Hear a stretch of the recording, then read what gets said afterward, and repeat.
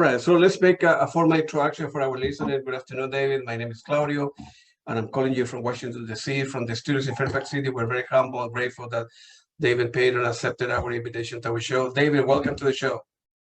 It's nice to be here all the way from Scotland. Isn't technology wonderful? Thank you. Man, we can take, this interview in so many directions because, as I mentioned before, there is Kate Bush, there is Alan Parsons, there is, your band, and so many people that you pilot and so many people that you have played. But I want to go to the beginning of your musical career. But before we start that, I want to ask a question about current affairs. This period has been a weird period with everybody, with the COVID, the pandemic. Some people believe in the vaccine, some people don't. How the COVID has affected your wife, your family life? How are you holding up, man? Well, I have lost a few relatives because of COVID, worldwide actually. One of them was in South Africa, and the other two in Scotland. They're cousins, so they're gone because of it. It's certainly affected the live gigs that I used to do. I was touring constantly around Europe before COVID struck, and when it hit, that was it. That was the end of the gigs. I just confined myself to the studio, and well, I was very productive because of it. But you'll hear a lot of musicians tell you that, to get locked in your studio and to be creative. It's very rewarding. So it's been good from that point of view. I do believe in being inoculated, and I've had my 3 injections, my wife the same. We haven't had COVID yet, which amazes me because we're quite social people. We're still socializing a lot. We're going to concerts, we're going to restaurants, and we just haven't picked it up. I'm sure it's going to happen because there's been another outburst in Scotland. Yeah, it's tough. Here in the United States, we have a crazy president before, and 1 million people have died, and how many people in the world. So personally, I have not been affected. Like you, I see close to 40 or 50 shows a year. I go everywhere. Yeah.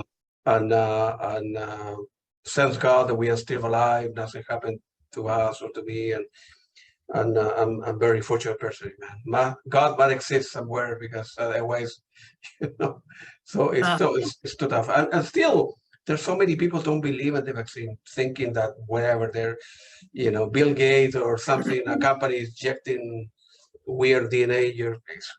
Some people are real crazy. But all right, let's talk about music. Were you born like in a musical family? I mean, how old were you before you began playing in bands, right? Was music important at your home? You took some piano lesson, guitar lesson, anything like that? When 11 years old, I traveled to Spain on holiday with my family. Yeah. They were running the bulls through the street. Wow. And I took shelter from that, and I could hear a guitar playing. So I followed the sound, and I saw a young guy, maybe my age, playing Spanish guitar. Yeah. And it just fascinated me to sit and watch this guy play. And I made my mind up there and then that I wanted to play the guitar. I went back to my parents in the hotel and asked them if they would buy me a Spanish guitar to take back to Scotland with me. They did. And that was the start of it. That was me, a fanatic from then on. Yeah. And that's good for you, man. What kind of music were you listening, like the equivalent of high school when you were, I don't know, 15, 16? Was bands like Genesis, Pink Floyd, Led Zeppelin, any of those were? Genesis, Floyd, yes. King Crimson, that was my bag. That's what I liked to listen to in the 60s. Before that, it was Elvis. In fact, I was introduced to rock music by somebody that was babysitting for me when I was maybe 12 years old, 11 or 12 years old. And she played Elvis music. And I just wanted to hear it all night. I had discovered something that I'd never heard before. I was brought up in a musical family. My dad was a singer and sung around the clubs in Edinburgh. My mother was a dancer. And so, you know, it was quite a musical upbringing, and there was lots of music in the house, although it wasn't Elvis Presley, it was Frank Sinatra, and which I still love, Sinatra and Tony Bennett and all that kind of stuff. Yeah, but for me, I just suddenly discovered, I think I discovered Genesis first, and I just thought, this is so remarkable for guys maybe they were a few years older than me, to be playing such accomplished music. I was enthralled by it. And then to work with Rick Wakeman later on was just the ultimate, you know. Absolutely, absolutely. And then when you were, I need to give you 1 minute. I need to get my glasses because otherwise, okay. I'm distracted. Give me 1 minute. Yeah. So you were 16, 17, and eventually you needed to make a decision, right? Well, go to college, university. Forget about music. The music will not make you any money. Your parents put pressure, you know, the music is so good. Go to school, or it's a conversation that you had with your parents, or they were saying, go for it. If it doesn't work out, you gotta always go back to school or stuff like that. Nah, nobody believed in me. I was the only one that believed I could. I'm not even sure if I believed it. It's just what I wanted to do. I just wanted to play music. And to go out and work during the day, it was just a distraction for me. And I did manage to get into a band when I was 16 years old, so I could start making a living out of it as well at 16. And I never looked back. I just thought, this is my life, you know. And I hated getting up. It's 8 o'clock in the morning where you are. I hated getting up at 8 o'clock in the morning. I wanted a job where I could get up at lunchtime and go out and gig and work till 2 o'clock in the morning. Good for you, man. So your first band was called the Beachcombers, right? Yeah. And you signed a recording contract with in 68 with CBS. All my questions are open-ended. So feel free to elaborate and memories that, you know, put me in the situation, how was it, and so on and so forth. So feel free to. Sure, yeah. We signed with CBS. We released a couple of songs. They were actually Italian songs that were translated into English for us. The first song was called "The Animal in Me," which I can't remember the Italian title, but we heard the song and it was sung in Italian, and we said, we like that song. Somebody translated it for us and we recorded it. Unfortunately, it didn't have the impact that we hoped it would have.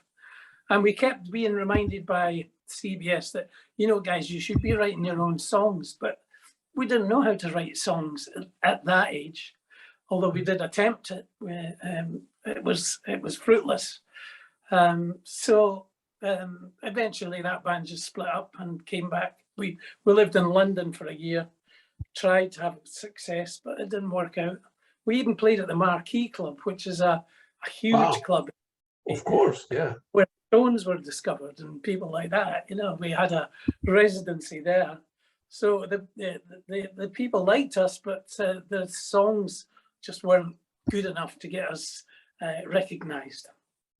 I got you. And then after that, you end up replacing a guitarist in Bay City Roller, correct? That was kind of your next move after First Rep. Yeah, it was. I was with the Rollers for about a year. It wasn't exactly what I wanted to do, but when the Beachcombers split up and came back to Edinburgh, there was nothing going. So I was offered the job in the Bay City Rollers, and I decided, yeah, I'll take it. And I enjoyed it. It was very good fun. It was they were gigging 6 nights a week. And when we had a night off, we would all go to the cinema together, or we'd go for a Chinese meals, stuff like that. You know, David Paton wanted us to be together all the time. He didn't want girlfriends in the way. I found that difficult to abide by. But yeah, it was great fun. But when they were approached by a record company to sign a deal, I decided that I didn't want to be a famous Bay City Roller. I wanted to be successful, but I didn't want it in with a band like the Bay City Rollers. You know, I don't want to put them down. They were a very successful boy band, but I didn't want to be in a boy band. Yeah. Good point there. So unfortunately, when you are kind of good at what you do, right? Whatever, you're a musician, you are an artist, you're an engineer, you became popular and you became a little bit famous, and you need to open up to the world, and your private life disappear, and you make a lot of money, but I don't know, it's a sacrifice, like a person like Alan Parsons or Elton John or Kate Bush or whatever, right? All this big name. It's what's the difficulty for you is being kind of famous or make money, or I you was never. prefer to live in the background and no. Oh yeah, yeah. A pilot were successful for a 3-year period, and I was kind of forced to the front because I sang the songs, because I wrote the songs. But my real niche was as a session musician. I was doing sessions when I was 17, 18 years old in Edinburgh. And I enjoyed that. I enjoyed not having the pressure of being in the limelight, being the front man. And while Pilot were being successful, there was people approaching myself and Ian Benson, the guitar player, to do session work with other artists. And I found that I was much more comfortable with that role rather than appearing on Top of the Pops and not being able to walk down the street without being mobbed by girls or being asked for autographs. And even just going for a meal in a restaurant, you're trying to eat your food. Somebody's there said, will you sign this, will you sign that? Sure. Yeah, well, I had the taste of that, and it didn't suit me. It doesn't suit my personality because I'm quite an introvert. Yeah. And so to be asked to work with Kate Bush and people like that, I just thought, yes, I'm comfortable with this. This is the kind of musician I want to be. I also liked the variety of working with various artists of different styles. And I've found that I could adapt to their style. So I was happy. I was very happy with that. Yeah, and then great. And after basically rolling, you end up with another band called Fresh, right? How did it go with that? It was a short period of time, long period of time. Yeah, that was good. That was the start of the songwriting. That's when I started to write songs. And it's hard being in a band like Fresh because we didn't play chart material. When people go out for the night, they want to hear songs they're familiar with, but we were playing a lot of our own songs and a lot of songs by the band Free. We enjoyed that band, so we included their songs in the set. Not exactly dance songs, but we were happy playing them. I suppose we were a bit self-indulgent. But it's difficult when you want to express. It's like being a jazz musician. They don't play for the people; they play to satisfy themselves. And in a way, Fresh were like that. We wanted to play what we wanted to play. It wasn't that popular. We didn't last that long. And I ended up going back onto what we call the Mecca circuit, playing in a club 5 nights a week, performing chart songs again. It was very difficult for a songwriter to establish themselves. And then, is that correct that in one of those nights you end up meeting Ian at the nightclub in Tiffany's, right? I think that's right. Yes, Ian Benson, the guitar player in that nightclub. And that's where I met Ian. And also the drummer who used to stand in for the regular drummer was Stuart Tosh. And he became the drummer with Pilot. So initially it was myself and Billy Lyle and Stuart Tosh that started Pilot. Ian went off to perform in a club in London. So he wasn't part of the early Pilot. And the name Pilot comes from our surnames, Paton, Lyle, and Tosh, which is the PLT. Oh, wow.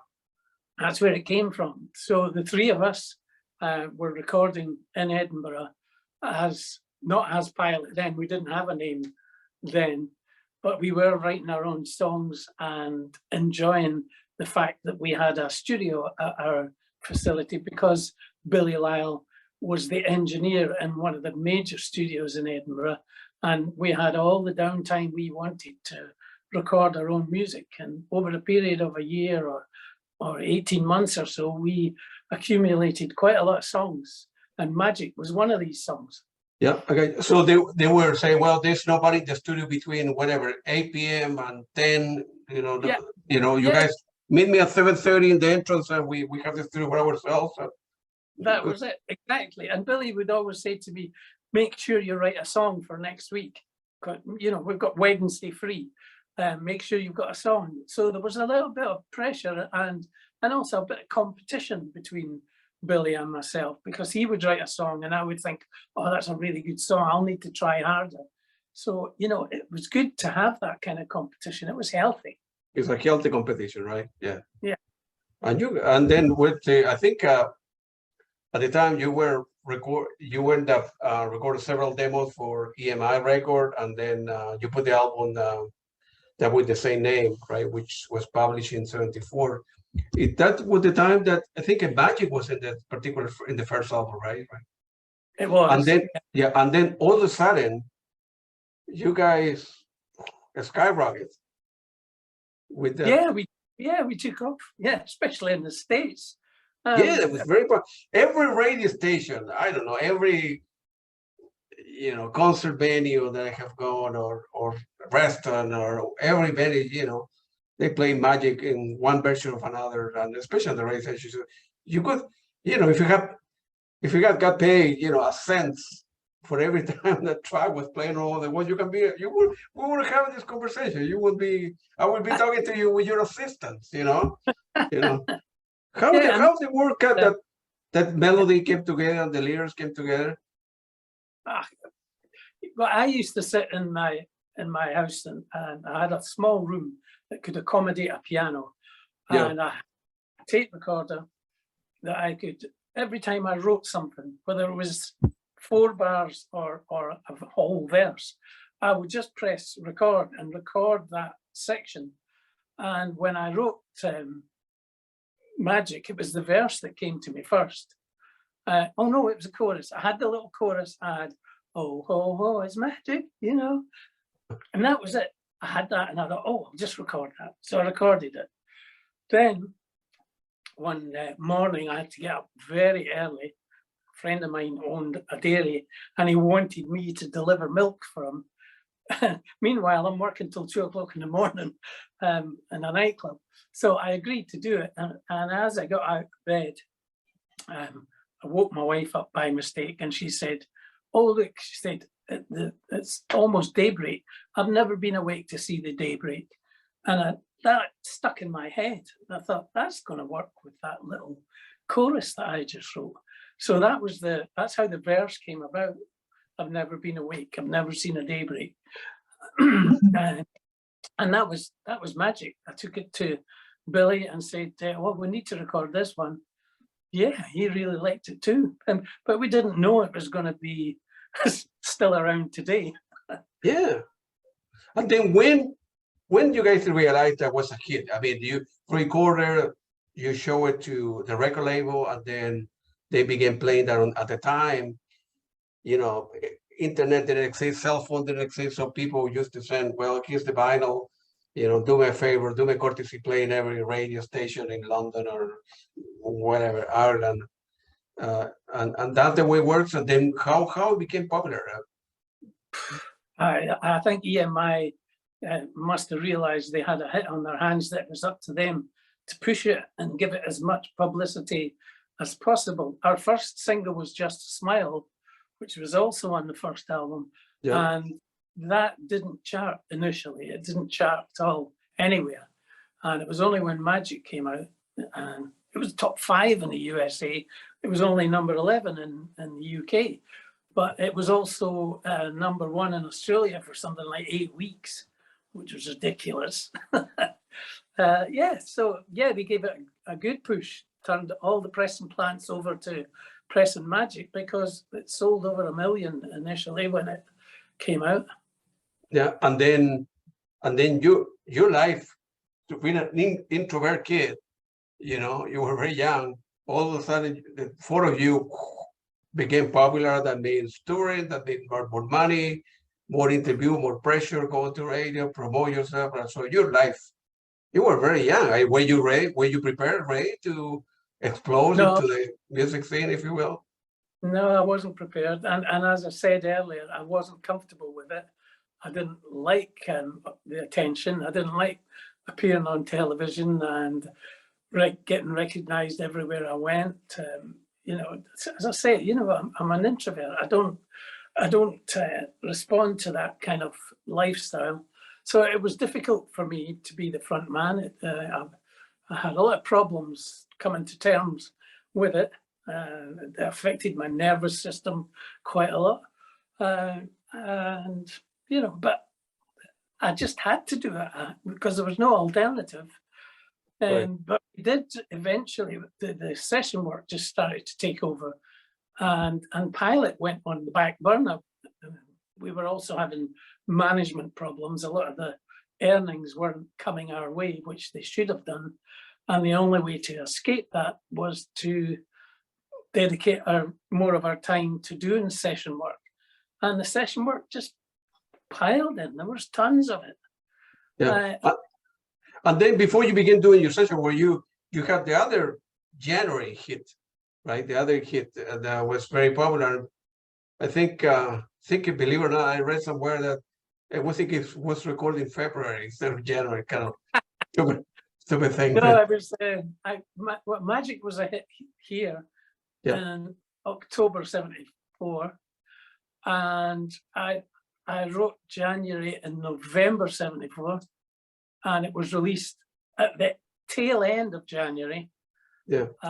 It didn't get to #1 till February. Maybe that's what it is. It got to #1 in February.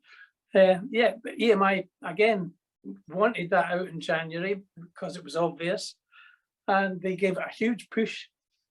And yeah, we had a worldwide #1. Unfortunately, I think it was only top 50 in USA, but it was huge everywhere else. My God, you know that I was looking at Spotify last night that Magic has been streamed 47 million times on Spotify, and January 3 million. That's a big deal. You know, some musicians will wish they can have one record with one musician, 10,000 hits, and that would be, a good life for them or no. But yeah, 47 million, unbelievable. Man. Yeah, I know. Well, as success happens to you, you can set your sights a little bit higher. All I wanted to do initially was get into a studio and record a song and hear it played back and on a tape or anything. And then once you achieve that, of course, you want to try and progress to the next step. Oh, it'd be great to have a record deal, and then you get a single release and you wish you had a #1. For me, as a songwriter, writing a #1 is the ultimate, and I'm so pleased that I achieved that. It's a huge achievement for me to have done that, to have written a #1 song, and it's a songwriter's dream, and I managed to live the dream, I suppose. Yeah, and then section work came around. You became, you guys were popular, and then not just with Pilot, but as an individual musician. And then how you got the call to work with Alan Parsons? That was probably one of the best jobs.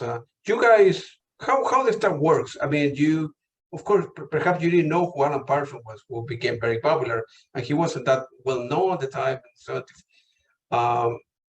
you as a session musician, how people got to know you? You got a record label because. No, it's a record label, a studio. How that works? No, it's word of mouth.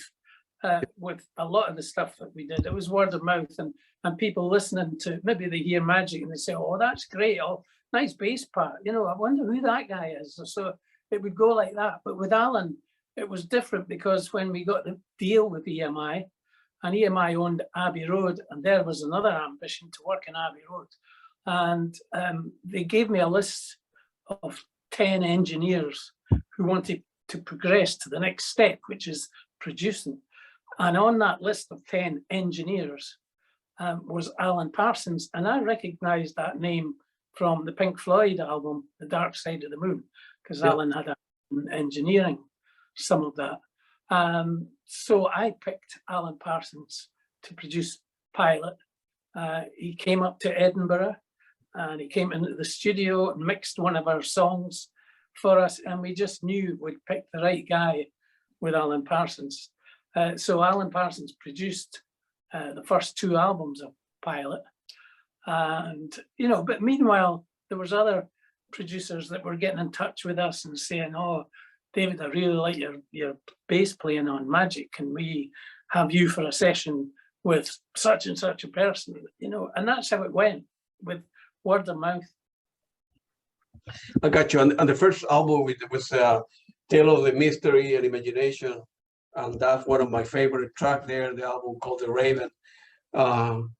You knew at the time when you were working with Alan Parsons that the work, if you will, that you guys were doing was kind of ahead of its time, and it became like popular, or your work became popular, Alan Parsons will become famous, or it's very difficult to predict when how you were 20, 22, 23 at the time?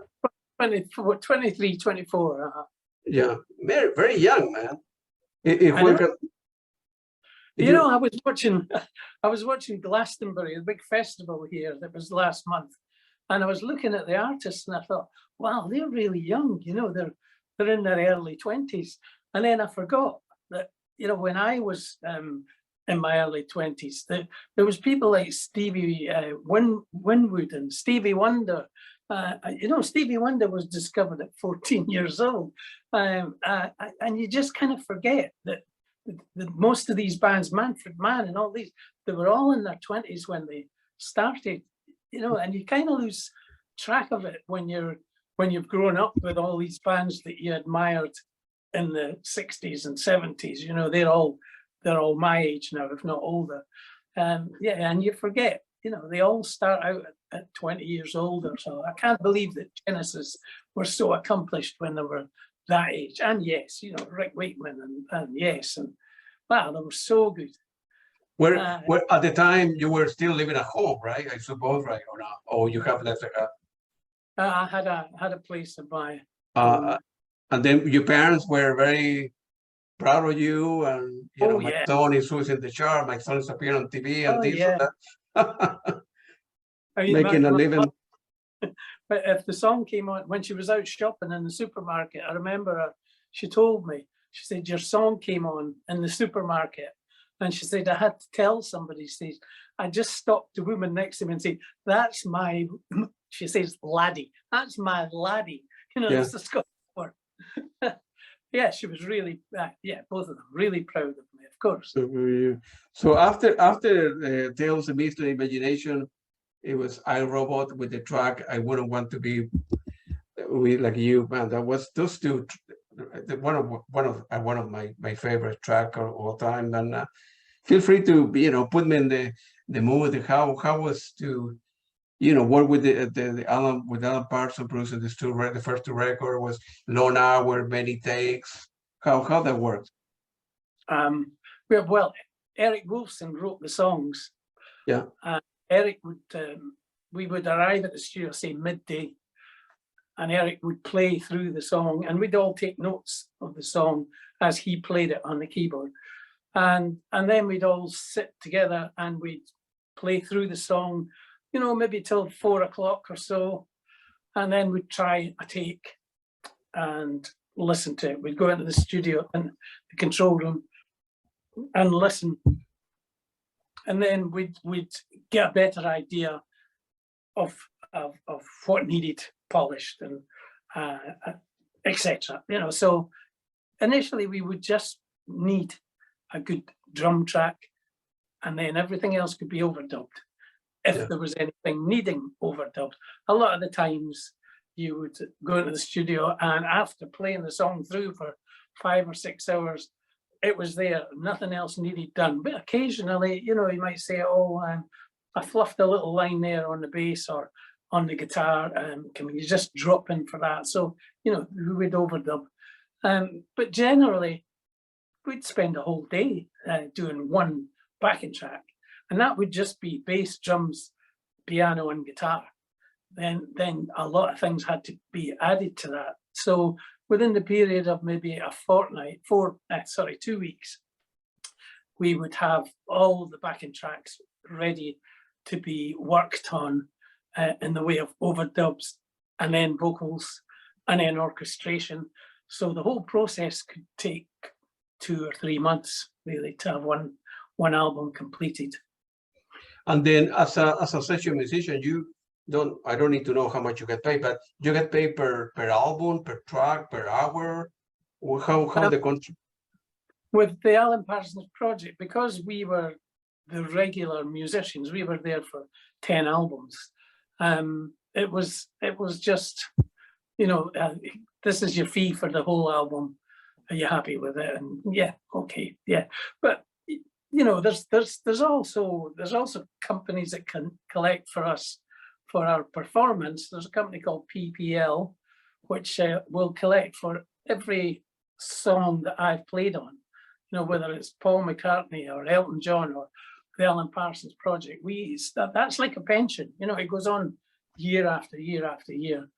But initially, the session work fees were pretty good. It was a good job, and it was enjoyable, not only financially, but just because you were doing a job that you loved, really. Absolutely, it's great when both, you can match both, right? You do what you like for a living, and you get paid well enough to, for your family, your wife, kids, or whatever. Yeah, of course. Yeah, it's not everybody can do that kind of. Yeah, it's not everybody that can do work like that. Yeah, it's you have to be really good at what you do. You have to be a good bass player to be able to carry out work like that. And I'm patting myself in the back here because it's nice to be asked to work with the people that you admire so much, and not just meeting them, but actually working with them. It's a huge thrill to be held in a high regard by them. Absolutely. And then in 78 was the other big album, Pyramid, with the track that goes up. That's another album. So after 3 albums, were you guys touring at the time with Alan Parsons, or when Alan Parsons decided to go on the road with the first 2 albums or the first 12, because you did a studio work, he wanted to tour with him and travel with him as well, or yeah, we did a couple of concerts in Antwerp in Belgium, and I thought that we were going to do a lot more work together, but it didn't work out that way. I was doing work with other people, and it just didn't come together. And eventually Alan went off and lived in the USA. So the work that he had been doing with Ian Benson and Stuart Elliott on drums, these guys didn't go to the USA with him, and Alan picked up a band who he's now working with as the Alan Parsons Live project. So none of the musicians involved in that band were actually involved in the recording, including Alan. Alan didn't play in the band as such. The band was Eric Wilson, David Paton, Stuart Elliott, and Ian Benson. Yeah, wow, you're right, unbelievable. And then when recording with Alan Parsons, were you able to, rearrange certain tracks to be perhaps more rhythmic, or the boss is telling you, well, I want you to play like this, I want you to play like that, or he was willing and eager to receive input from the musician in the studio, saying, hey, we can try that, before and after. It's totally up to us. Alan produced the songs. He didn't really get involved with the musical ideas that we were coming up with. These were all ideas that the band put together in the studio with Eric. Eric was the one that we wanted to please because he was the songwriter. And we just found that after working together on the first album, it just clicked. We just knew exactly what Eric wanted. And of course, there's a lot of bass parts there that I just came up with in the studio. There's nothing written. It was just listen to the piano part and then play around it. That's what we did. That's why we took so long, you know, to put one track together. We were very particular about how we wanted it to sound. And, you know, Alan is a fantastic producer. He's done a brilliant job of the work he did with Alan Parsons Project and with Pilot. They produced the bands really well, but his musical involvement wasn't that huge. It's his sound. He creates that great sound. I don't know if it's recognized as a Pilot sound or Alan Parsons sound, but I suppose when you listen to the Alan Parsons Project, immediately you think Alan Parsons, although it was Eric Wolfson that decided to call it the Alan Parsons Project. He could have called it the Eric Wolfson Project, but he chose Eric was the brains behind the whole thing. He came up with the concepts. He did all the business negotiations with Arista. He really was the brains behind it all. That's very good skill to have, you know, you understanding music and understanding management, understanding strategy. You know, so many bands, they started well, they start doing well, they got into drugs, into the nightlife, they lose all the money, you know, people, friends, they were asking for money and they went broke. So it's, you need to have both. I mean, if you're good at what you do, right? You don't have a good vision, a good strategy, and you are associated with people that are normal, whatever that means, you know, and they will not take advantage. That your life will disappear, you will get in trouble, you will cheat on your wife, and you live a crazy life, you know? Exactly. It's like walking through a minefield. You know, you have to be wary of where to step and where to go, because you're right. You could so many partnerships or relationships, wives, whatnot, have been destroyed because of what goes on in the music business, drugs and all that. Most people are sensible with it. Yeah, I was listening to Mick Jagger talking on the television the other night, and he is another guy that's so together. You know, they went through their turbulent times in the past, but he's so together with his business attitude and keeping the band together. It's great to use people like that, and McCartney as a role model. Absolutely, man. Absolutely. And then after the Street record, you end up working with Kate Bush. Feel free to elaborate how that relationship end up, you know, working. How you end up meeting Kate Bush? It was in the same studio at the time, or a different studio, and then they said they needed a bass player, and you end up. No, the guy that produced her first album was a guy called Andrew Powell. Andrew Powell was also involved with arrangements for some of the Pilot songs. He's a well-known, established arranger. He also worked with the Alan Parsons Project and all that stuff on the first album, The Fall of the House of Usher. All of that is Andrew Powell's arrangement. So, you know, he played a major part in all of that.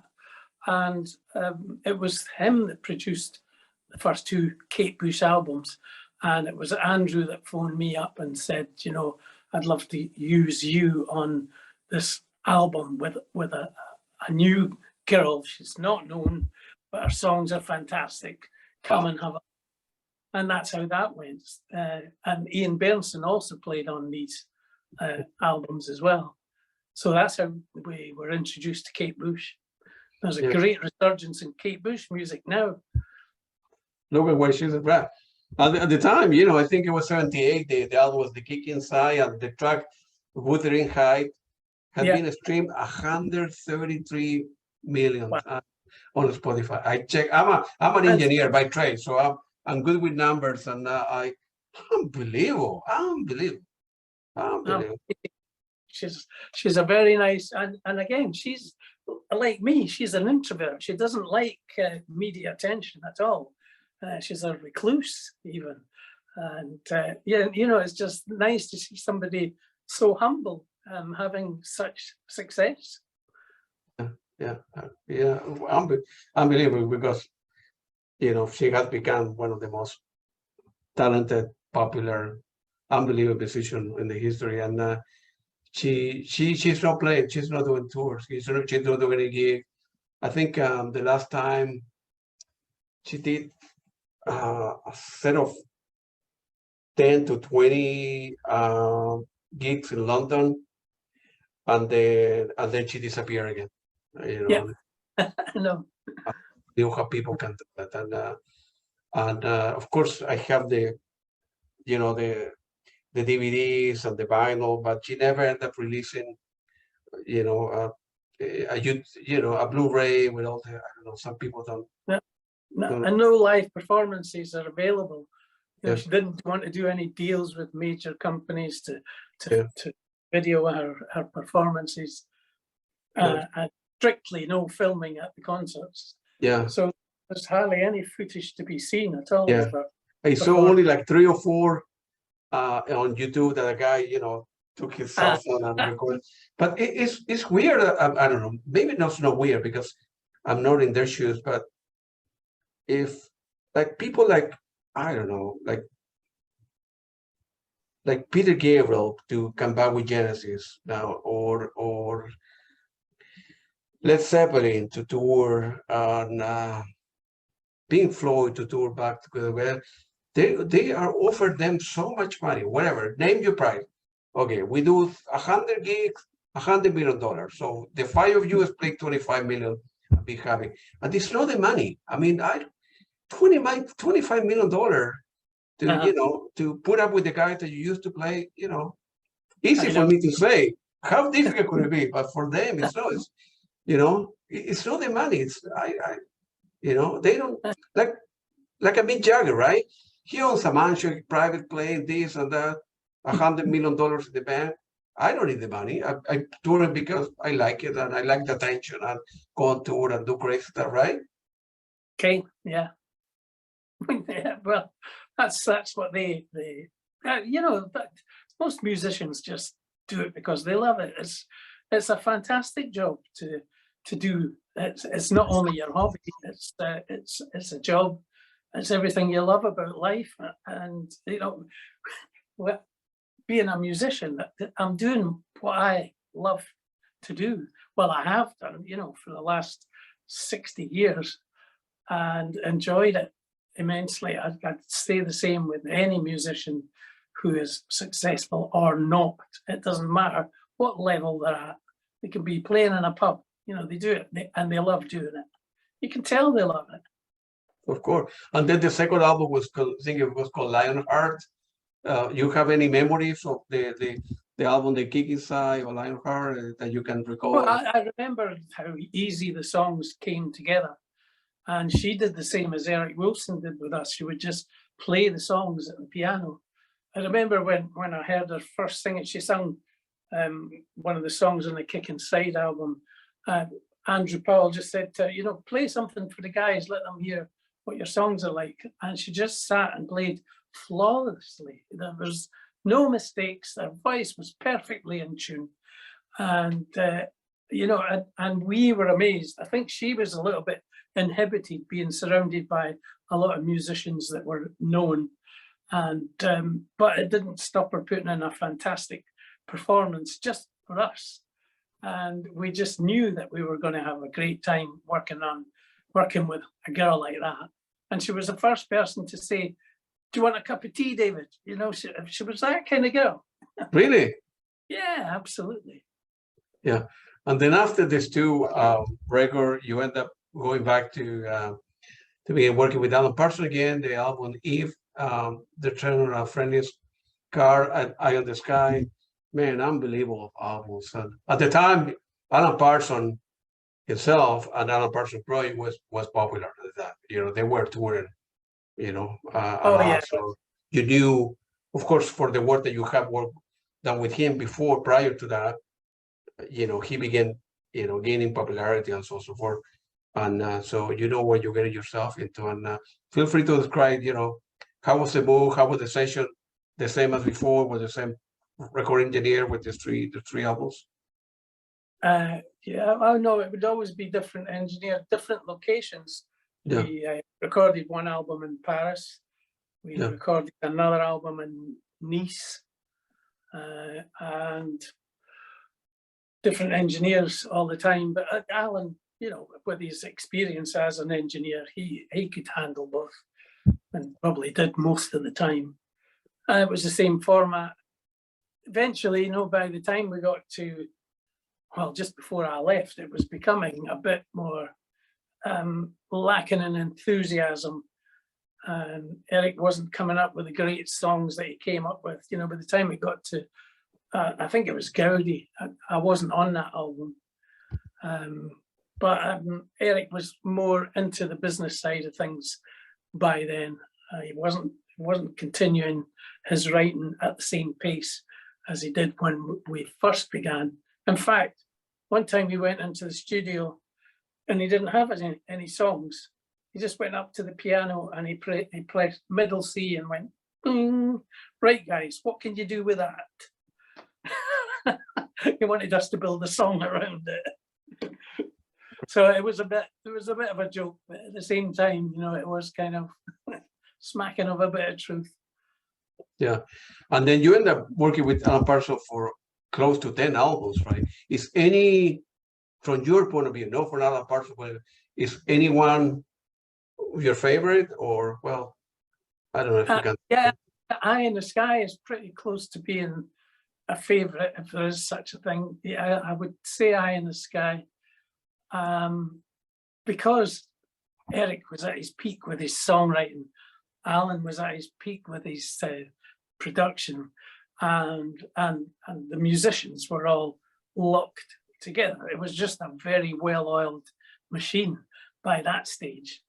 And it was easy, and it was enjoyable, and it was successful. It was a lot of fun as well. Yeah, it had all the right ingredients there to keep musicians happy. We didn't care about the fame. That's why it's Eric and Alan that are known. We didn't push them. We didn't say, you know, we're part of this band as well. We just said, no, okay, if you want the success, you have it. Yeah, I got you. And the other thing, the beautiful thing about being a studio musician, working with different people, different engineers, that you know the stuff. Like, you know, some people get married, they're not happy, you know, they're stuck in a marriage or in a job or with a boss, whatever. You know, you work with people, and then they call you back to work to do an album, and you don't like the person. The person you say, no, I'm not interested.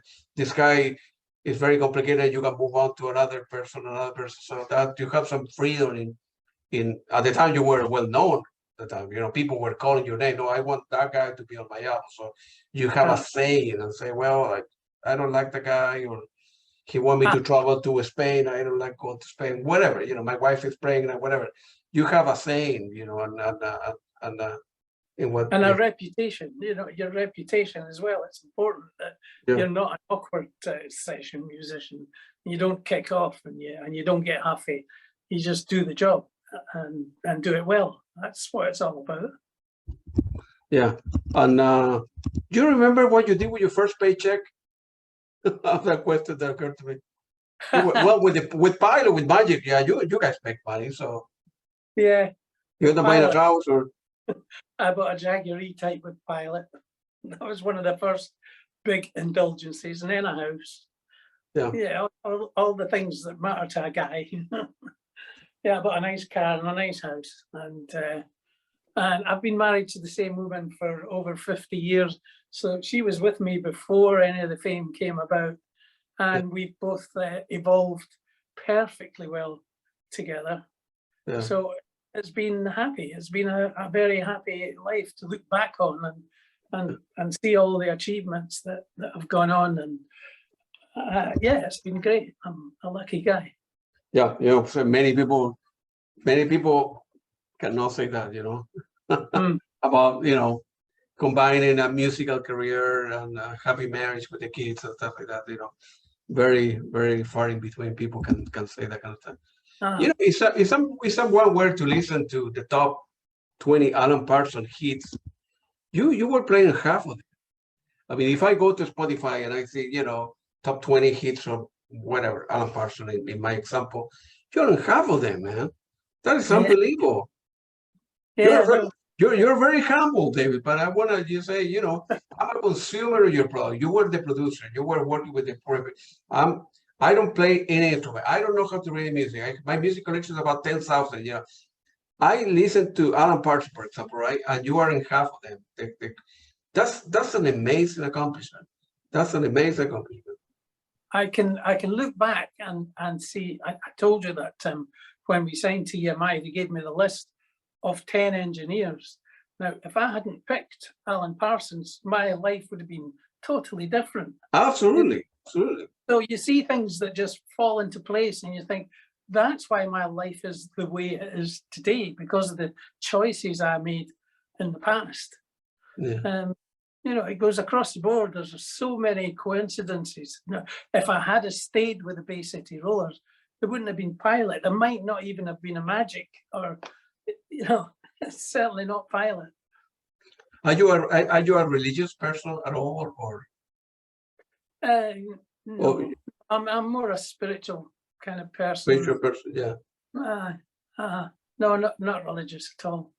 Yeah, because as I was thinking that, well, looking back, I mean, looking when you are young and you look forward, you don't know how your life is going to be, or if you want to make a living as a musician or not, or you want to make money or be famous, whatever. But looking back, those is like you mentioned, your Alan Parsons changed your life. You know, if you have selected a different producer, a different sound engineer, or whatever, your life was going to a different direction. So exactly, yeah. We did a lot of session work, and you know, it was good that we always had, every year we had the Alan Parsons Project for at least 2 months of the year. But in between that, there were other sessions going on. God, we were so busy during the 70s and the 80s. It was just wonderful. I had to move from Edinburgh and live in London for 10 years because there was so much work. You know, I'd finish working with one person and get back home for a week or so, then I'd be off again down to London, and I'd have to drive because I had all my equipment with me in the car, and it's an 8-hour drive each way. So, you know, eventually I had to move to London and stay there for 10 years, and that was a great experience as well. Yeah, London is where the action is, man. You know. Yeah, it is. I could have continued staying in Edinburgh, but the commuting was just too much, far too much. And people would phone me up from London. They'd phone me up from Italy and Spain and say, will you come out and do a session here? You know, it didn't matter where we were. I spent a lot of time working with Italian musicians, a woman called Caterina Casali and a guy called Ron, and a lot of established Italian artists. They didn't mind that I lived in London or Edinburgh. They just wanted me to go out there and do the work. And I loved working with the Italians, and Spanish. And great fun. Good for you. Feel free to elaborate on the motivation to work on the return to the Alan Parsons Project, your own, you know, the pilot project. I listened to that, and it's very good, actually. Thank you. What was the motivation of putting, you know, after some of you from Pilot, you know, with working with Alan Parsons produced those great record, why you guys decided to have your own version of Alan Parsons Project, if you will? It was well, we just wanted to prove to ourselves that we could make a good job of it. Ian was suffering. He was being diagnosed as having Alzheimer's. Oh, wow. About 12 years ago when we decided to record the first album. So Ian wasn't working with Alan, and he bitterly regretted that Alan didn't use him for the work, because Ian was very much a big part of the Alan Parsons Project. His guitar playing is so recognizable in all these songs, but Alan didn't want to use the original members. So Ian was, you know, he was left high and dry, had no Alan Parsons Project. And I just said to him, look, for fun, I recorded one of the tracks and sent it to him. And I said, what do you think of this? Do you want to add a guitar to it? He said, yeah. So we did that. And it sounded so good. I thought, God, we got really close to the album with this. Let's do some more. And we ended up doing a whole album together. And for me, it was brilliant. We released it on Ian's birthday as well. And I thought it's a great tribute to Ian to do something like that for him, and to let people hear that, you know, that our contribution to the project was quite substantial. And when you hear the recordings that we done, you realise, yeah, they've managed to capture that sound completely. And some instances you can't tell which is the original and which is the re-records, which I'm really delighted and proud about. That's beautiful. I have never met Ian personally. I know who he is, of course, and I'm happy that you guys, you know, kept the friendship and the, you know, alive for what, 50, 60 years now. It's unbelievable, you know. Some people, for many reasons, you know, they're complicated, they don't get along, they end up splitting. With you, in your case, you know, he's a very good friend of yours, you know. So yeah, he's a good friend, yeah. And so is Stuart Tosh. We don't do so much together musically, but Stuart Tosh is still a good friend. Stuart lives in Spain now, and we've been to visit him in Spain, and he comes here, of course. Ian and I lived in Spain together for, well, I stayed there for 3 years. He stayed for about 8 or 9 years in the same place, in the same area. Yeah, I got you. And then with that Alan Parsons, what, you didn't have like any, I don't know, legal things to, no, you can record, you can do cover of any albums, right? But some musicians don't allow you to do that. For example, people like, you know, Fleetwood Mac, right?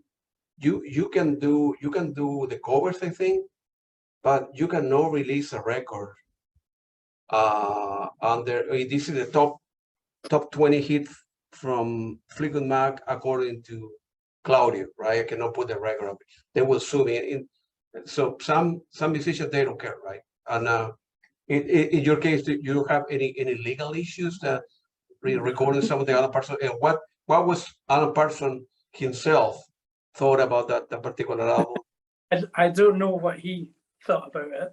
I don't think he'd be very pleased about it. But you know, I mean, as long as you pay the license fee, Yeah. You can record any song you want. And we didn't call it the Alan Parsons Project. We called it a pilot project. Pilot project, right? APP. We used the initials APP, but there's no law against that. Alan would not have allowed us to use his name, and I was very careful what we did legally, make sure we wouldn't get into trouble with anything that we recorded. So it's all legal, it's all above board, no problems. And then after that came the fish period in 91 to 94. Feel free to elaborate how you end up working with Fish. Any good, any bad experiences? Mainly bad, but whatever you can tell on yeah, on an interview that are going to be posted somewhere. We traveled around Europe in a bus. I didn't like that. We slept in the bus. That was like taking a time loop. You know, I was way back when in the 70s or even the 60s. You know, I was used to. I'd worked with Elton John, and I was used to 5-star treatment all the way, and then to work with Fish and travel about Europe, Eastern Europe. I'm talking about Estonia and Latvia, Lithuania, places like that. You know, in a bus, it was pretty hard going, and yeah, there was a lot I didn't like about it. I did like the music. I liked the band. I liked performing live, of course. Yeah, but yeah, not the most memorable time in my life. You got used to, you got spoiled, you got used to the good life with all the big names. Spoiled. And then, you know, 5-star hotel, go to big name theaters and cities, and then all of a sudden you told your wife, well, I'm taking a bath. We are staying at 3-star hotel, and you know the food was very bad, and we need to wake up at 4 o'clock in the morning.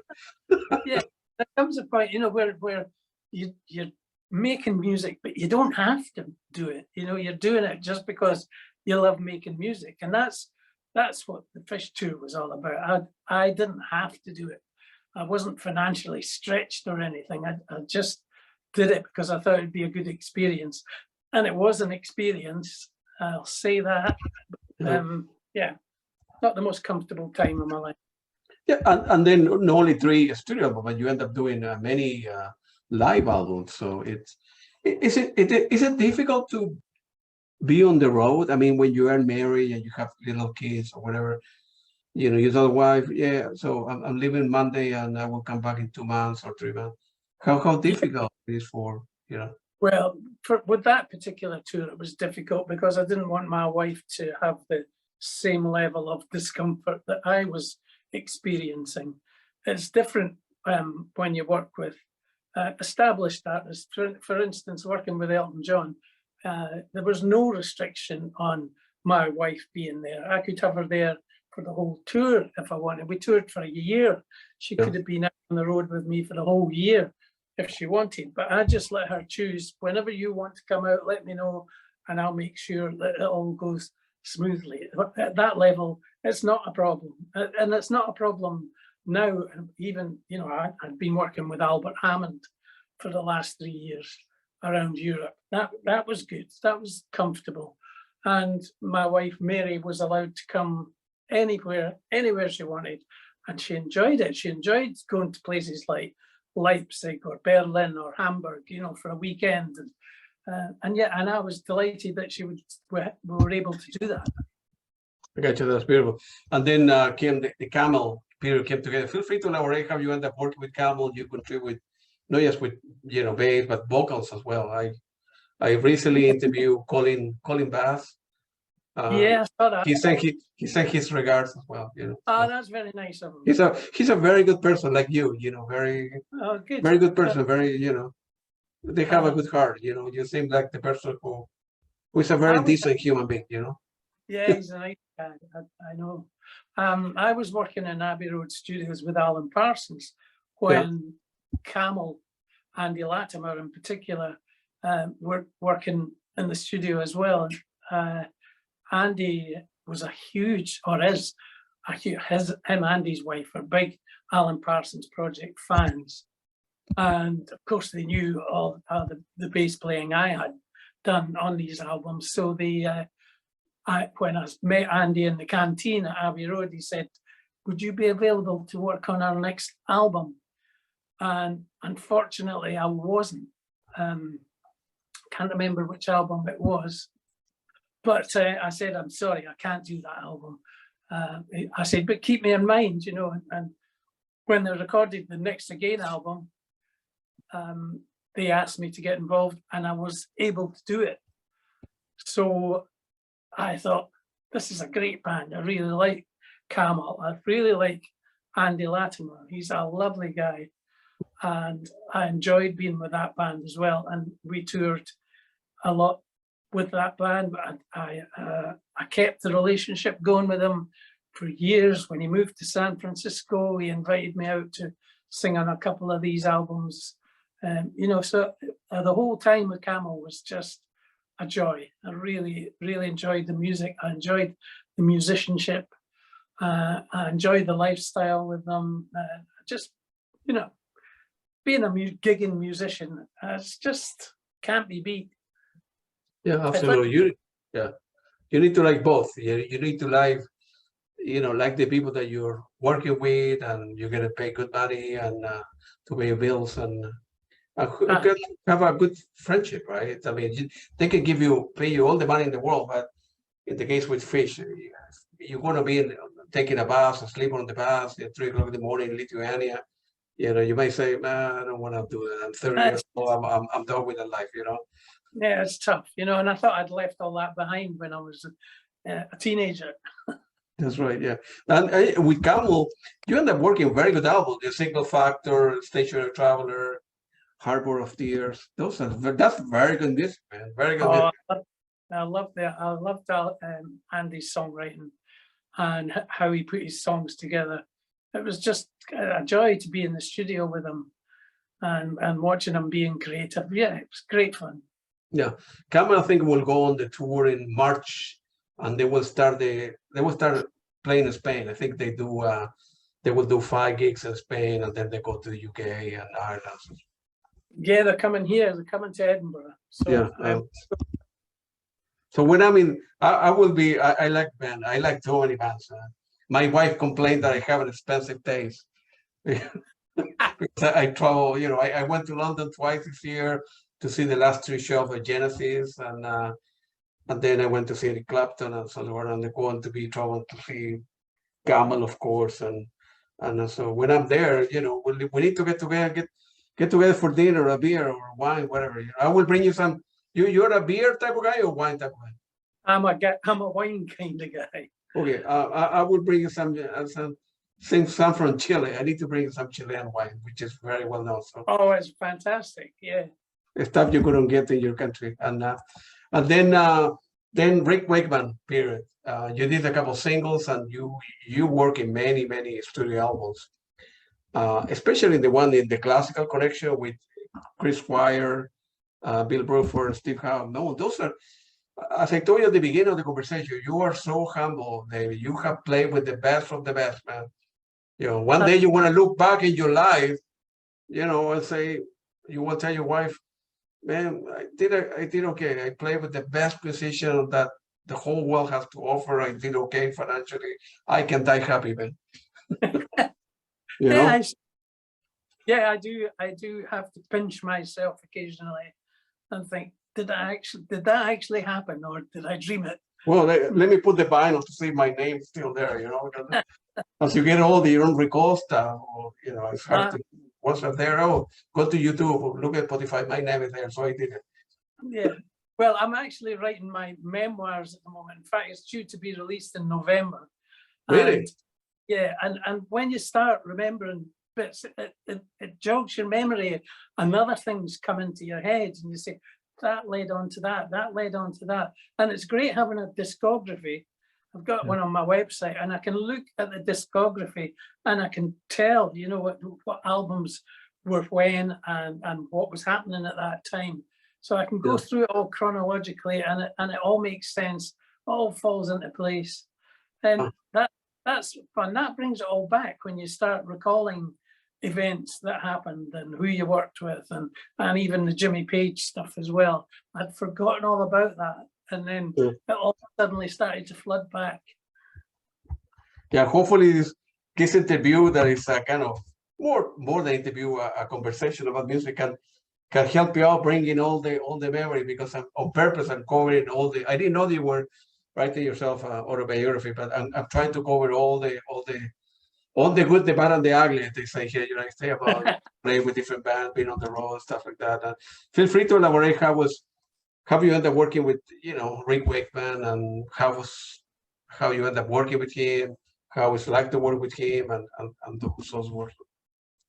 There was a studio near where I lived in Berkshire in England, and I would go along there occasionally. And the guy that ran the studio managed Rick Wakeman, and I was recording some of my own songs, and he said to me, you know, Rick's looking for a bass player. Would you be interested in working with Rick? I said, yeah, sure. He said, well, he's halfway through recording an album. I think it was The Time Machine. And he said, why don't you come along next week and play a bass part on one of the songs? I said, okay. So I arrived at the studio, and Rick was working on a song. And you know, Rick's like, you know, he'll write a song, and the tempo might be 7/8 or 5/4, or, you know, something strange. And I was listening to this piece of music and thinking, wow, that's a tough song. And he turned around and he saw me and he said, oh, hello, you must be David. Nice to meet you. This is the song you're going to be playing bass on, by the way. And I thought, wow. And I said, have you got a chord chart? He says, no, just sit down and play along to it. And he said, oh, I'm going away. I've got stuff to do. Just play. So he left me with the engineer, and I was listening to the song and thinking, God, this is a really tough song, especially as there's no notation, you know. So I did eventually work through it, and he was delighted with the bass part. And he said, "I'd like you to play on more of this album."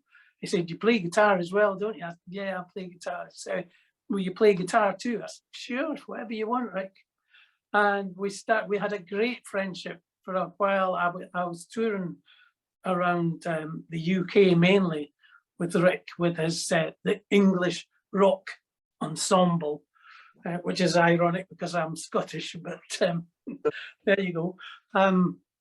So we toured a lot as the Rick Wakeman and the English rock ensemble. One evening, Rick said to me, we were playing in a seaside town down the south coast of England.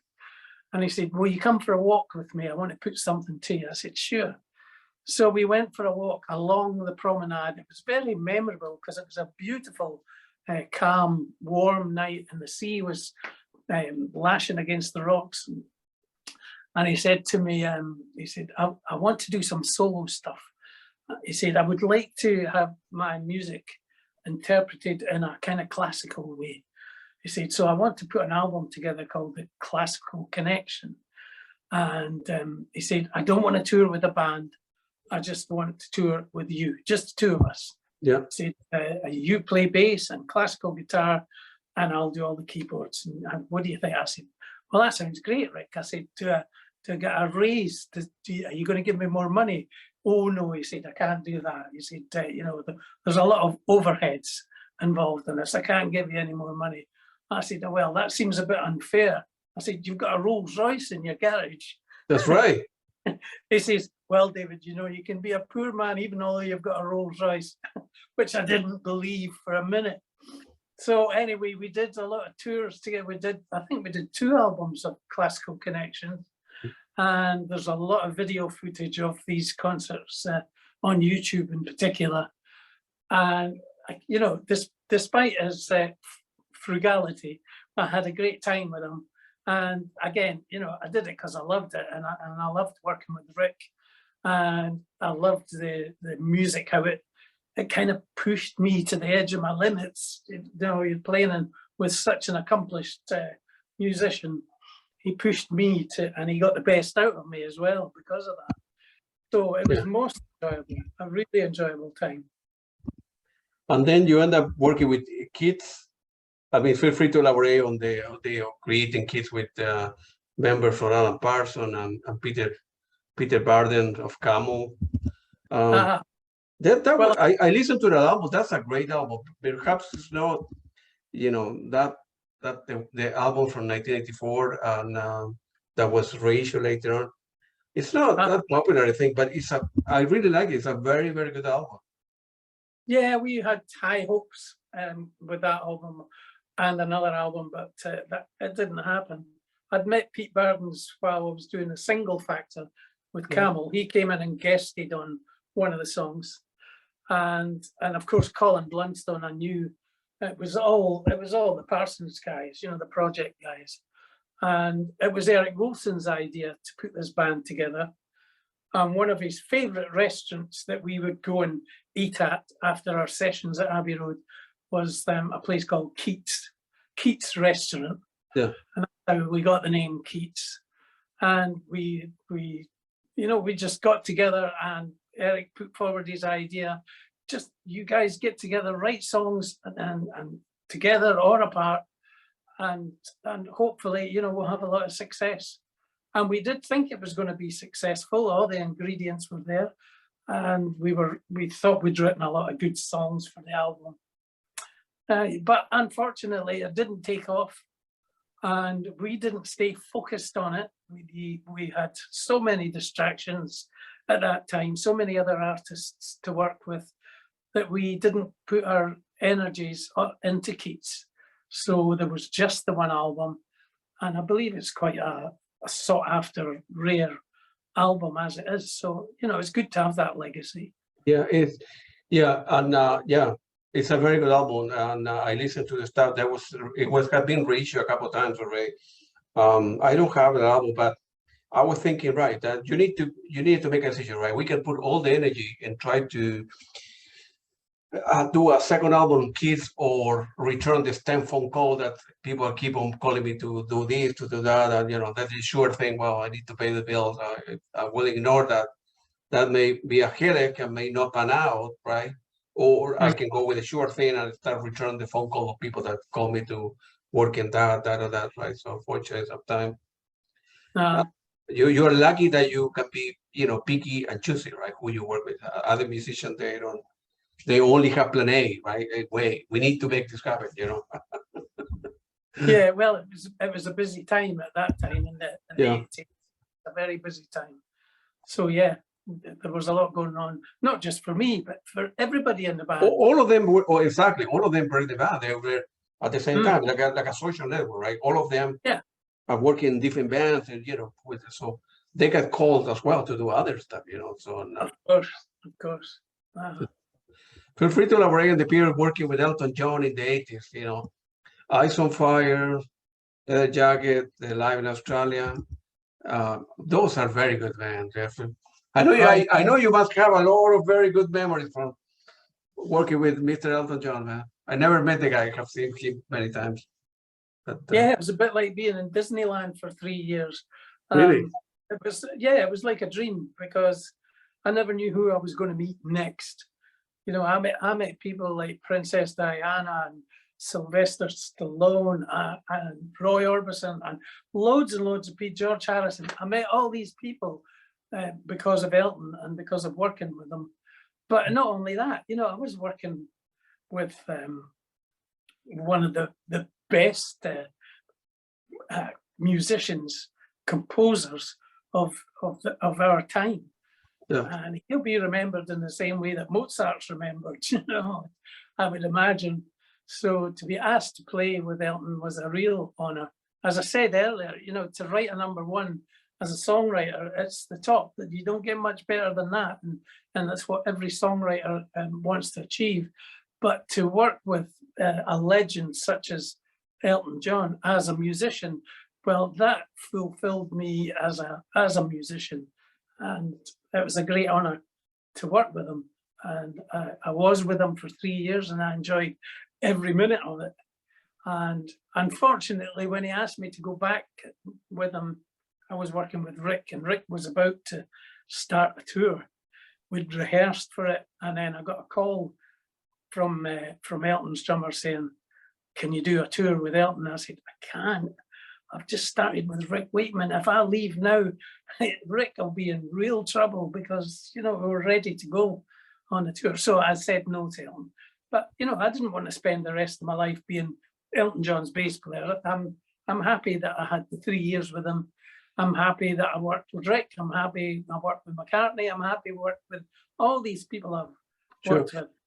Although Elton perhaps would have paid twice the hourly rate or whatever that Rick Wakeman would have paid. So it wasn't the money. I mean, it wasn't like, plus the other lifestyle that Elton John, you're traveling, I don't know, first class and nice hotel, and, so it's everything that comes with, so. Yeah, I suppose I'm quite a loyal kind of person, with them. Good, man. And I wouldn't have wanted to let Rick down. I've made that mistake a couple of times. I've turned people down because I felt like I should commit to what I'm already committed to. Chrissie Hynde asked me to join the Pretenders while I was working with Fish, and it was the same scenario. Fish was about to start a tour when I did a session for Chrissie Hynde, and I did her song "I'll Stand By You." I played on that, and she asked me to join the band. I said, "I can't. I've just started working with Fish, and I can't let them down." And again, I think my life would have been totally different if I had said, "Okay, I'll join the Pretenders." But I didn't. I have no regrets about that, because I'm happy with the way it went anyway. Yeah, feel free to elaborate with your relationship and working relationship with Paul McCartney, and then Jimmy Page as well, man. No many people know that you have worked with them. So I know. Again, I was working with Alan Parsons in Abbey Road when McCartney walked into the studio and said, "I hear we have some Scottish voices here. I'm recording a song called Mulligan Tire, and I'd like some Scottish voices. Will you come along to the studio and sing with me on this song? He said, I'll give you a dram. That was his words. I'll give you a dram. You know what a dram is? No. A whiskey. Ah, ram. Oh, okay, got you. A whiskey. Okay. So yeah, well, I've been a huge fan of McCartney since I heard the Beatles, and I you know, kind of imagined I was McCartney sometimes, and when I wrote my songs, I always had McCartney in mind when I was writing my songs. I wanted to be like him. He was my role model, and to be asked by him to sing on his song, wow, I was blown away. How can you say no, right? Yeah. I know, standing in Studio 2 in Abbey Road with Paul McCartney beside me with our headphones on, singing together. You know, it's just the tops. That's just a wonderful experience. And after we finished singing the song, Linda and Paul spoke to me and said, if you want to come along to the studio, just come along anytime you want, you know, and listen to what we're doing. And I said, okay, I'll take you up on that. And I did. I would go along. One time I went along, it was just Linda sitting there. And she said, come and sit beside me. She said, have a look through this photograph book. And it was just photographs of them and their farm in Scotland.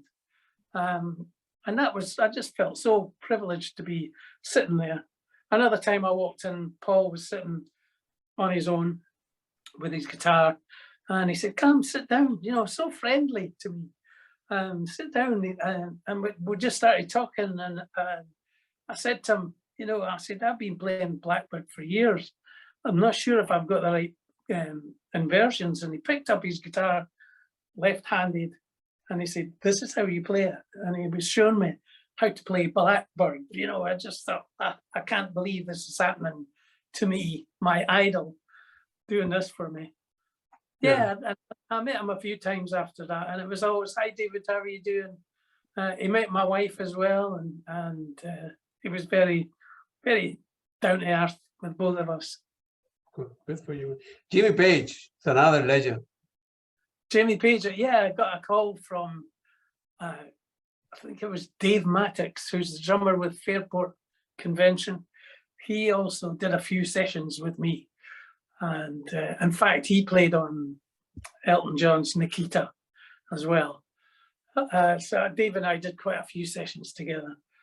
And Dave phoned me up and said, been offered a session with Jimmy Page. He said, it's for a film, and we're doing a soundtrack for Death Wish 2.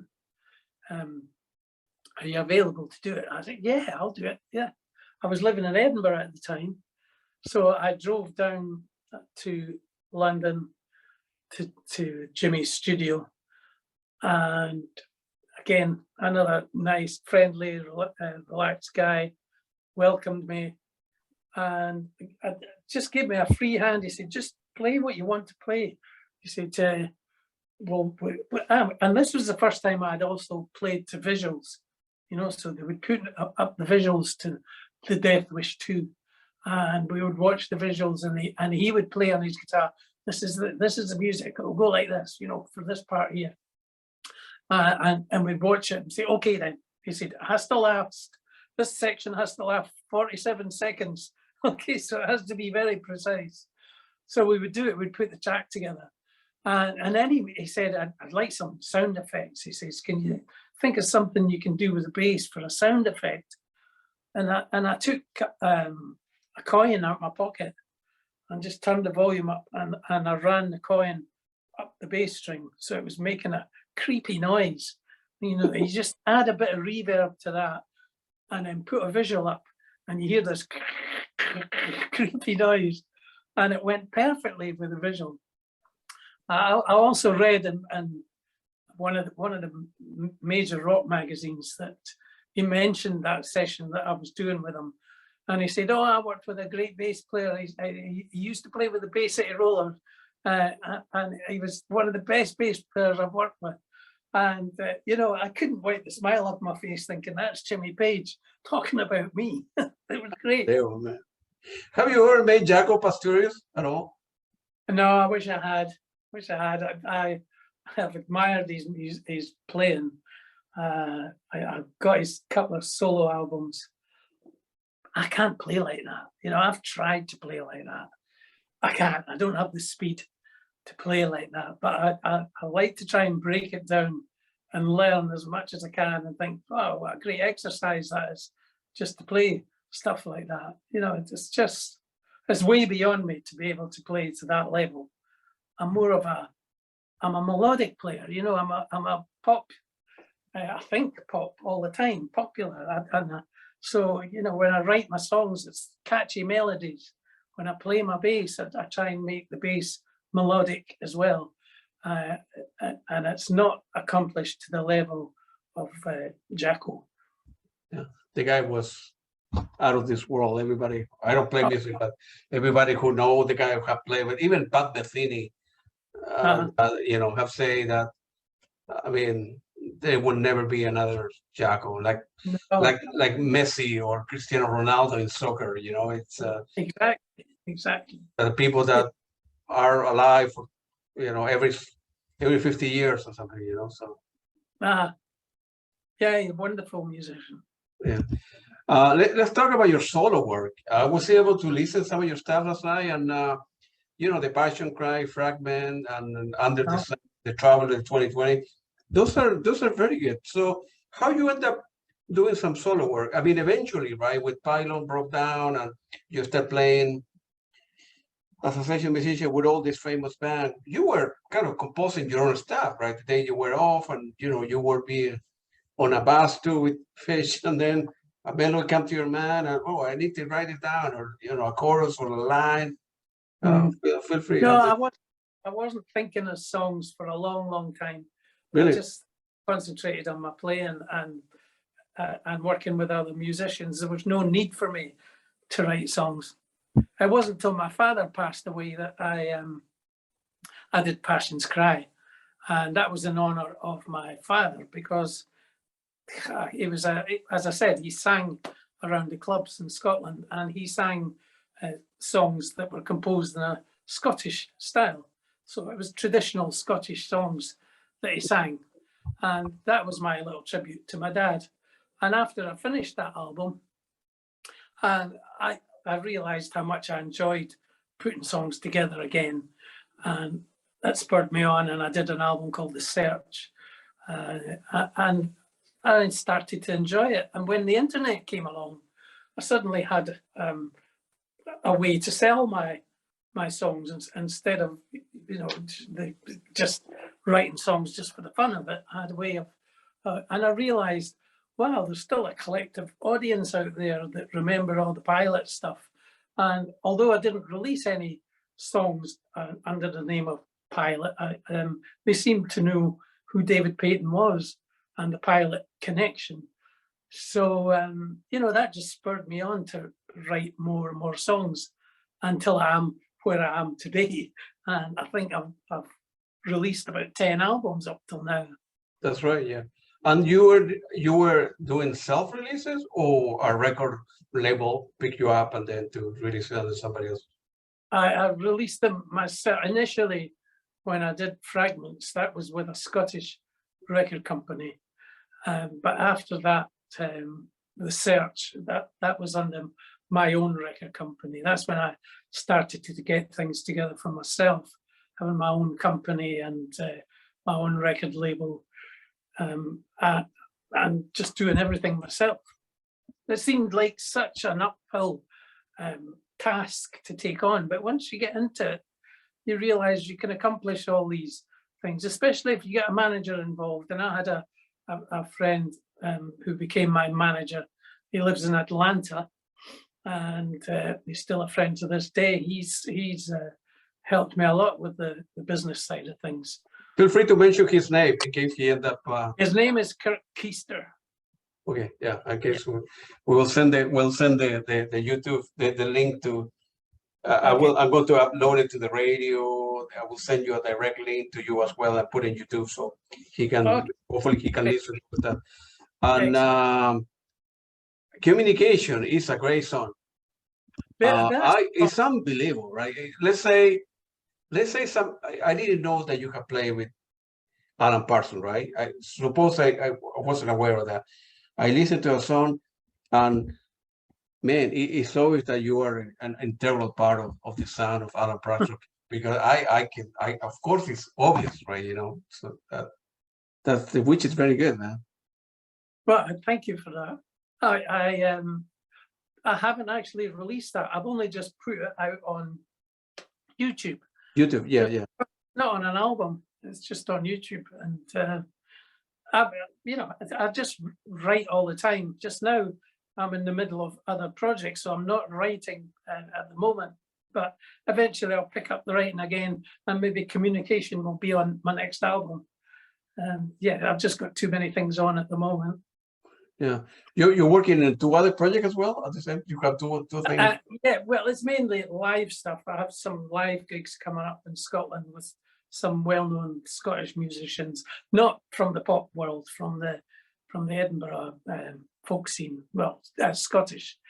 It's we're actually doing a few concerts celebrating the life of Nancy Griffith, and it's about a lot of major Scottish artists are involved in the concert. So there's also my biography that I'm writing. That's so time consuming, and you know, I think I have something like 60,000 words at the moment. I'd like to increase that to 70,000 words, so I've got 10,000 more words to write before the end of August, and so I find myself going back to that. I should actually take a break and go up north somewhere and have a little cottage, and you know, I've thought about doing that. So the tour is just going to be in your country? No, in London or Scotland, yeah. How many gigs are you doing? When are you starting that? Well, there's one big one planned for the Perth Concert Hall. That's at the end of this month, and then we'll see what goes on after that. I think there'll be more after that. I mean, if you guys do well, then in August, September, you know. So. Yeah, I know. I've been asked to do this. I'm not playing bass, which is my main instrument. I'm playing lead guitar. So as well as learning songs, I've got a few solos to put together as well. So for me, that's a lot more work than learning the bass parts and learning the lead guitar. I'm also playing banjo Wow. and baritone guitar. So yeah, it's quite involved. There's about 20 songs. So it's quite involved learning all these songs as well. Mm. You like going back and forth between bass and guitar? And I do. When I put together my solo albums, I like to play the guitar myself. Of course, if Ian was capable, I would ask him to do it. But as I say, you know, he has dementia, and he's had it now for 12 years. So he's well advanced in that area. So I do, and I did play guitar on all the first album with Pilot. It's me playing guitar on Magic. Ian plays the very intro, which was added later with Magic. With Magic, when I wrote it, it just had a piano and voice intro. There was no dynamic introduction, and we were just a 3-piece when we recorded it like that. And we played it to EMI, and they said, "Oh, you need to have a more dynamic introduction for this, you know, for people to hear it and to grab their attention. We need a new introduction." By that time, Ian Bernson had asked to join Pilot. So I said to him, "Why don't you play the introduction for the song?" And he did, and he's done a wonderful job. It's such a recognizable introduction. I'm really glad that we did spend the time in changing it and not oppose EMI's suggestion. So yeah, so Ian played the intro, I played the guitar solo and the end section. So, you know, initially I was a guitar player. When I was 11 years old, it was a guitar that I picked up. It wasn't until I was my early 20s that I picked up the bass and tried to emulate my hero, Paul McCartney. Maybe took it too far by becoming a bass player. But yeah, I still enjoy playing guitar a lot. I got you. Beagle Hat also is another project that not many people know about. That it was a collaboration of song with a Japanese band, right? And feel free to. I think you end up working with them without even meeting the band. It was done to via internet. I mean, you send files back and forth and change this, change that. Yeah, initially it was the internet. They messaged me from Japan and said, we would like you to sing on one of our songs. It would, we'd be really pleased if you would do that. I said, okay, send me the song. So they sent me this song with no English lyrics. It was just Japanese. And they said to me, can you please translate to English?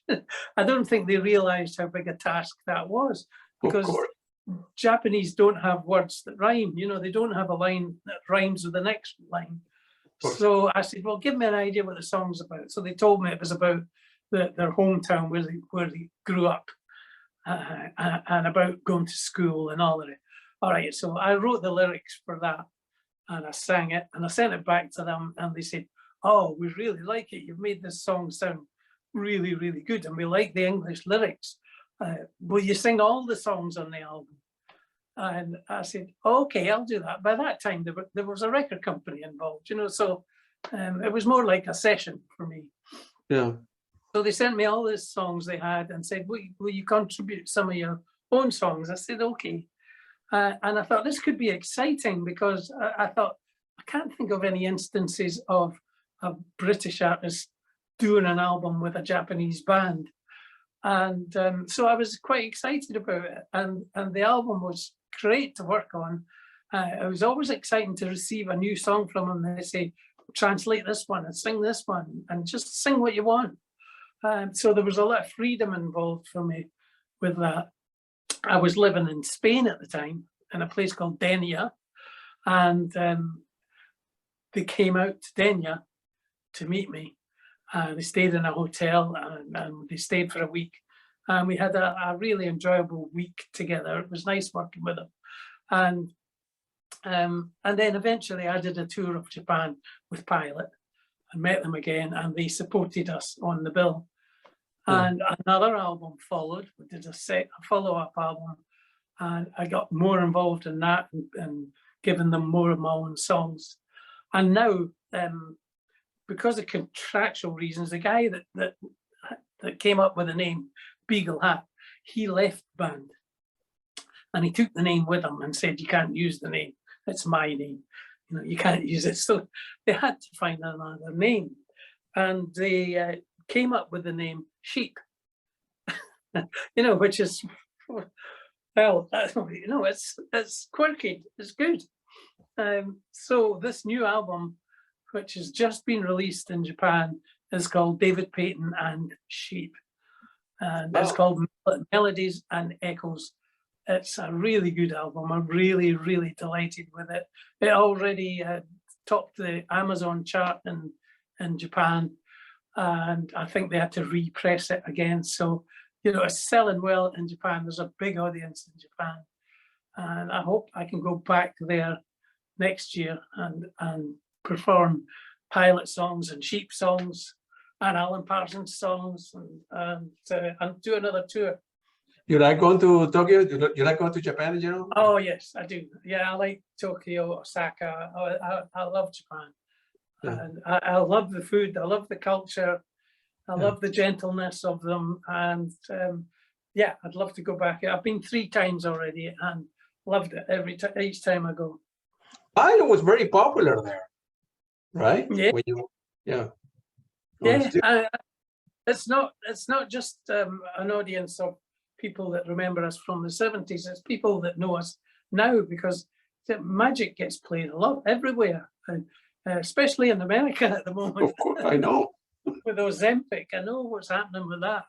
And so they'll discover the albums and buy the albums, and they'll come to my site. And I'm delighted that we attract a younger audience as well. And as you see with Kate Bush, the young people are attracted to her now. They didn't know her music. And, the possibility is possible that the same thing could happen with pilot music, it could get a resurgence. I don't know. Are you still in touch with, with Kate Bush management and Alan Parsons management, and all the people have created that? They still call you back, hey, what are you doing? No, Are you working anything else? Or no, not we at need all. help with this or that? No, the only one that keeps in touch with me is Elton John. I always get a Christmas card from Elton John. I'm happy about that. Yeah, but Elton John was a very conscientious person. When he asked me to tour with him for a year, he said to me, David, we're having a playback for the album. Will you bring your wife along to the studio? I said, sure. Took my wife along. After the playback finished, he said, I'd like to speak to the both of you. And he said to my wife, Mary, he said, are you okay with him going away for a year? He said, of course, you're welcome to join us anytime on the tour, but he said, it will be a year. My wife said, take him, he's going to love it. For you, yeah. Two things, some wife will say, no, it's too long. And then from a musician point of view, there's no two people like Elton John that will tell you it's going to take a year, it's going to be hard. I'm telling you right now, his money is going to be good. Don't worry about the money, but it's going to be a big sacrifice, And yeah, it was a big wrench away from home. But you're with Elton John and a lot of people that are really, really good people. You're really well looked after. You're meeting icons, through every gig. There was somebody there that was, a big icon. And Elton was so kind and conscientious. He made a point of introducing us to every major person that he felt we'd like to meet, like Rod Stewart as well, loads of people, not only rock stars, but people from the tennis world or writers or, anything, just actors especially. In that book that you write, the autobiography, you need to include all those pictures that or people that you have met. I don't know if you want to do that, but I would, would do like a photography book and then do a written book. Are two different things. Here's with Lady Diana or this or that. It's a thing I never did. I regret that. I never did much of that at all. No, yeah. Looking back in your career, you're still very young. Is any artist that you wish you do have played? Well, I admire, Pat Metheny or David Sylvian or wherever, that you wish have had the opportunity to work. I mean, you have done a lot. You have played with the best of the best, so you cannot complain, man. It just yeah, they're all dead now. I'd love to have worked with Prince. Prince, yeah. I loved Prince. I loved his musicality. Yeah, but that's not going to happen. Or John Lennon. Yeah. You mentioned Prince. I have seen so many shows in my life. As I mentioned before, I see between 40 and 50. I'm going to see Steely Dan tonight again. And I have seen so many bands, but there are three groups that I regret not seeing them. Prince was one. George Michael was another one.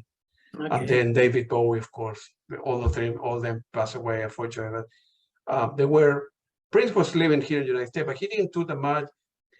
George Michael didn't come to the United States that often. And David Bowie, he didn't play that much here, mostly in Europe. And unfortunately, I never saw them. I wish, I had the opportunity to go back. I have seen a lot of it, but those three names are kind of important to me. But George Michael sang with Elton when we did Live Aid. Really? Yeah. My God. So it was nice to meet him. And while we were in rehearsal, I was sitting at my bass amp and I saw George walking towards me. And I thought, oh my goodness, he's coming over. He wants to talk to me.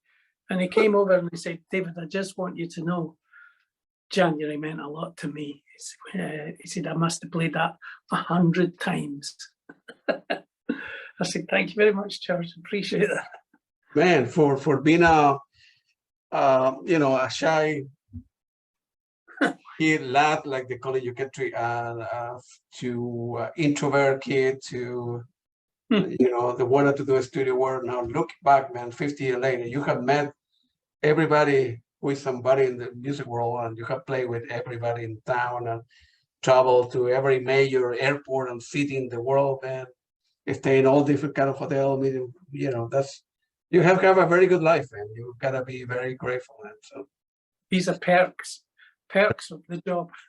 yeah, but when you earn it, you were good at what you do. There's nothing wrong with that, And I have met several musicians that are very different like you, David, because they were popular like you, right? I don't want to mention any names. I don't want to get sued, but they are very arrogant. They don't use and they are not reachable and they, are crazy people. I don't know. It's good to be famous, good to be to be well known, make money, and nothing wrong with that. But some of them have crazy personality. They're very,